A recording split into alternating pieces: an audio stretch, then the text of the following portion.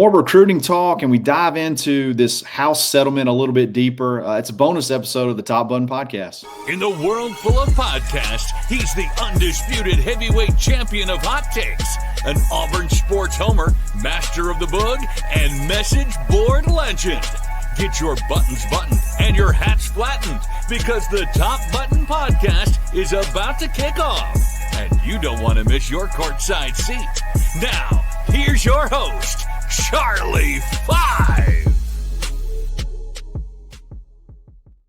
Yes, sir. We're back. It's another bonus edition of the Top Button Podcast. I got my guy Jacob Goins sitting in for Ben Taylor from the Auburn Network, and we got so much to talk about. We're going to dive a little bit deeper into the recruiting visits over the weekend, jump into this house settlement and how it could affect Auburn positively, and if there is a negative, we'll talk about that as well. And then, we love pictures of hulking super teams playing basketball. The Auburn basketball started practice. A lot of stuff to react there. We're going to talk about all that in just a second. But before we do that, let's give a quick shout out to mybookie.ag. Use coupon code BARN, BARN, for a 50% deposit bonus. Give them $100. They're going to give you 50 back free to play with. You can take it to the casino. You can hit the sports book any way you can imagine. Get you some action on Auburn -2.5 versus Baylor already. You can get some action on Auburn over 7.5 wins already. A lot of fun stuff. Check it out. It's mybookie.ag. It is Top Button Tuesday here on Auburn Opelika this morning. News Talk WANI. We got our man Kyle Rush. Of course, I'm filling in for Ben Taylor. Claims he's coming back sometime this week. We'll see if that's the case. But Kyle, it's technically the off season, right? It's technically nothing's going on. All the sports are over now that baseball has ended. But there's recruiting, there's house settlement, there's basketball. There's all sorts of stuff going on. And this past weekend for Hugh Freeze and Auburn football was a big one. The month of June is set up to be pretty big in terms of big name high school recruits on campus. Yeah, this is official visit season. When the July got labeled a dead period, it put a huge emphasis on June. Had a big weekend this past weekend. Heck, you're having a big day today. There's a bunch of visitors in on Tuesday today. There's 5-star Tristan Keys is supposed to visit today. 5-star Caden Prothro, tight end from Georgia, is supposed to be in today. So it doesn't stop. The action's rolling, and Auburn had some very big names in this weekend that they're looking to make some headway with on this recruiting class.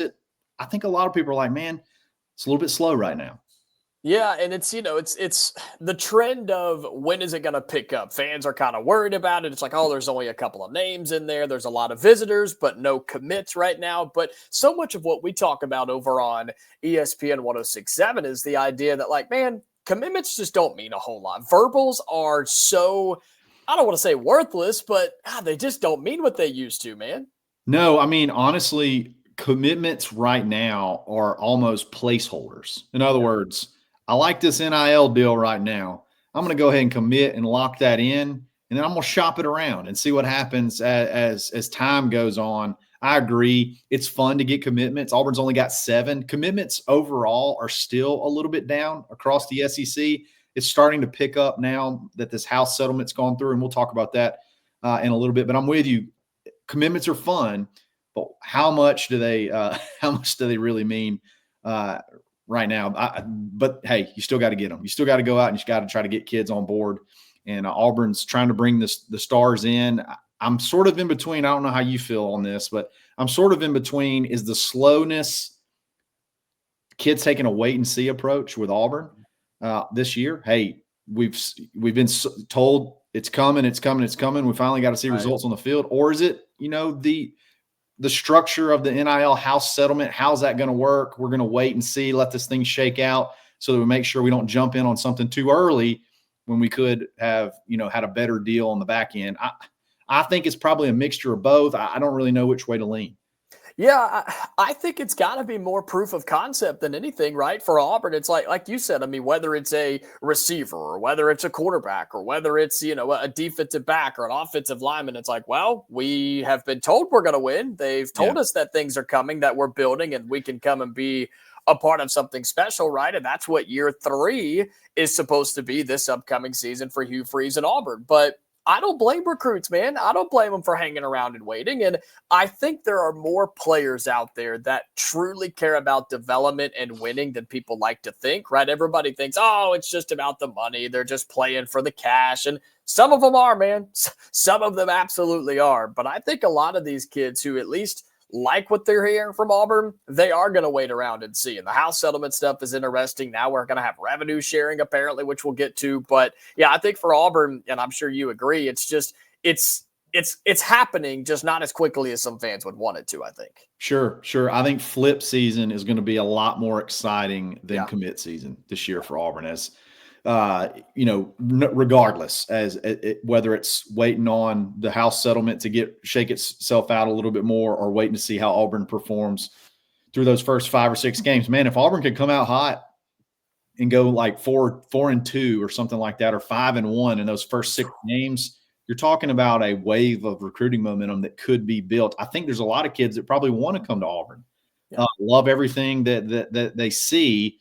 But just want to say, let's just wait and see. Let's wait and see how they perform, because who knows what happens if you have another 6-6 or 7-5 season.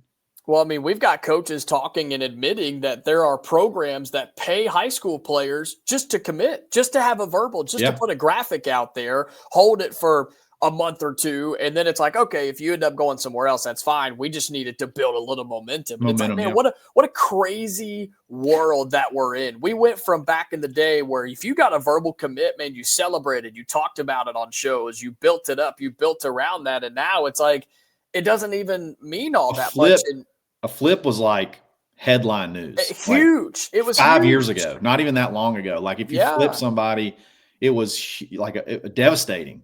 Right. And now it's like you almost have to plan for it. And now you see these kids, it's like, hell, he's committed to his 4th school in 2 years of high school. He'll be committed to Florida, Ole Miss, Auburn, Georgia. Yeah. It's like, man, what are we doing, right? And so not that it's not a big deal that Auburn has big names on campus, but you're just kind of wondering, okay, are they actually going to end up here? And we've seen Hugh Freeze, right? His recruiting classes have been really, really good, and that's what he prides himself on. And so in your opinion, Kyle, of what percentage of these guys that are either coming in or have been here this weekend or this week or just throughout this month of June, I mean, where would you kind of put a percentage on what Auburn realistically could get, whatever that position may be? Gosh, that's a really tough question. I would say, man, if you could get somewhere between 30 to 50% of these kids, you're going to be sitting really good, because I mean, it's just a star-studded list, no pun intended, like every single weekend. Like I just mentioned some guys that are going to be here today. I mean, you had 5-star plus what I think could be like a program changing left tackle, like a franchise left tackle from day one, Emmanuel Iheanacho. Like you're going to have to battle Oregon to the death for that one. You're going to have to take Phil Knight to the end for that one. But I mean, again, if you can just get a third of those guys, you're going to be in really good shape. And typically Auburn, when they bring kids in, it's not just for a vacation. Like there's something there. They mean business. They mean business. Exactly. So again, getting them here is good. Getting them back in the season will be another good thing. And then if you can string some wins together, who knows what could happen. Well, we've talked a lot about it, this house settlement stuff that went down last Friday night. It was in the wee hours of the night. Everything got finalized, and basically people are saying college athletics have changed forever, where there's a whole lot of legal jargon, there's a whole lot of information, and it's going to take us weeks, months, and years to truly figure it all out. But Kyle, revenue sharing is here. Colleges can now pay athletes directly. Your thoughts on how this is all going to go down and what it means for the future? Well, it's funny. All right, so July 1st, like that's when it goes down. Then you can start ripping out checks from the university, I guess, to athletes. But what's funny is, like, when you really, really think about it, like back in, like, just to say, you don't have to go back that far, but early 2000s, 90s, and the 80s, the what we have revenue sharing now was scholarships. So you had your scholarships that was legal. And then you had your under the table money. That was the, that was the dark market. Like, we know it was there. And the teams that really wanted to win had the big networks that could make it happen under the table. Well, now all your revenue sharing is now the level playing field. So that's the part that's going to be the above the table, equate it to the scholarships back in the day. Yeah. And what's going to happen is the collectives and the sponsorship deals, now they'll have to be a little bit more regulated. I think there's going to have to be like arbitration if you have a deal over like $600. Mm-hmm. But like, that's all we're doing is we're just changing the name of the money. That's all. Like, we're just changing the name of what's happening and making it out in the open versus what's been happening for years. So I really don't think it changes a ton. I think it's probably going to hurt some teams, hurt some sports, like some of the non-revenue sports. I think it's probably going to end some for a lot of schools. But these teams that, that are smaller level schools, they may not have the network to be able to have the collectives and be able to fundraise. Now they're going to have access to funds that they may not have had before and be able to, compete and get players. I think it will help parity, but at the end of the day, it's the teams that really want to win that are going to be able to go out and fundraise outside of the revenue sharing that are going to win. Yeah, I think schools can pay on a yearly basis. They can pay up to like 22% of their revenue directly to athletes. And so that's going to be for the big schools. And a lot of people go to Ohio State, right? A team that has paid for a national championship already in college football. Yeah. A team like that could pay nearly $21 million. But they've said, I've read some articles where they expect that to grow in the next decade to over $30 million. And that's just in revenue sharing. That doesn't even count the technical NIL stuff where you can still, as you were saying, you can go and like NIL was intended to be, where you could go and make a deal with a mom and pop restaurant or a car dealership or whatever. And so, yeah, I mean, it's turning into pay to win, but it's been that way forever. And those things are still going to exist, my man. We can't just overlook and say, oh, the $100 handshakes are going away. Those are not going anywhere because sometimes that's the little extra boost that it takes to win a football game. Well, it's no different than the NFL. You have your salary, and there is going to be, I think, a cap. It said something like, what is it, $20.5 million to start off with. So, like, there is technically a cap. And then with the NFL, you could go do your sponsorships and your endorsements and whatnot outside of that. So it's sort of along those lines.